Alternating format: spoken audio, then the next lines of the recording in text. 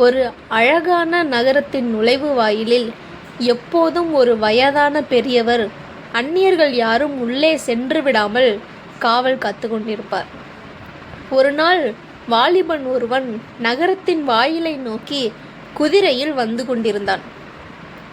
அப்போது அங்கிருந்த வயதான காவலாளியிடம், ஐயா பெரியவரே, இந்த ஊர் மக்கள் எப்படி என்று கேட்டான். அதற்கு அந்த வயதான காவலாளி, ஏன் கேட்கிறாய் தம்பி அப்படின்னு கேட்குறார்.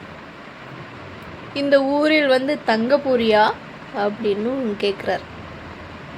ஆமாம் பெரியவரே, நான் முன்பு இருந்த ஊர் மிகவும் மோசம். எதற்கெடுத்தாலும் சண்டையிட்டு கொள்வார்கள். ஒருவரை பற்றி ஒருவர் தவறாக பேசிக்கொண்டும் திட்டிக்கொண்டும் இருப்பார்கள். அதனால் எனக்கு எப்பொழுது அந்த ஊரை விட்டு வருவோம் என்று இருந்தது. அதனால்தான் இந்த ஊர் எப்படி என்று கேட்டேன் என்றான். தம்பி, இந்த ஊர் உன்னுடைய ஊரை விட மிகவும் மோசம். போட்டி, பொறாமை, ஜாதி சண்டை, கலவரம்னு ஏதாவது ஒரு பிரச்சனை இருந்துக்கிட்டே இருக்கும்.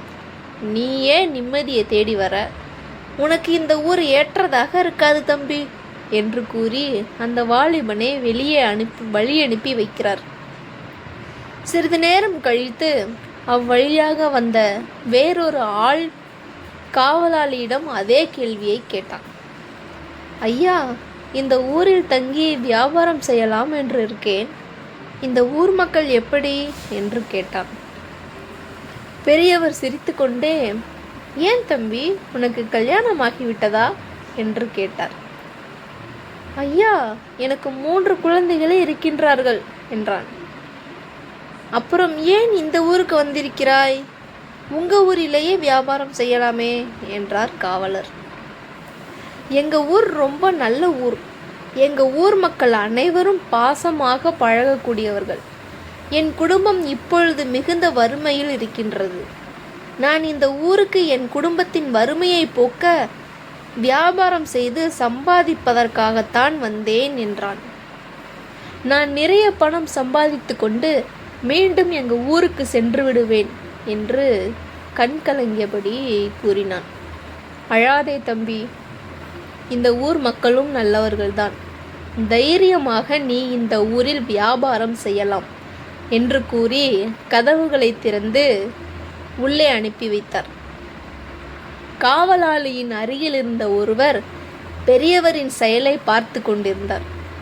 உடனே முதலில் வந்தவரிடம், இந்த ஊர் மிகவும் மோசமானது என்று சொன்னீர்கள். இவரிடம் மட்டும் நல்ல ஊர் என்று சொல்கிறீர்களே, ஏன் என்று சந்தேகத்துடன் கேட்டார்.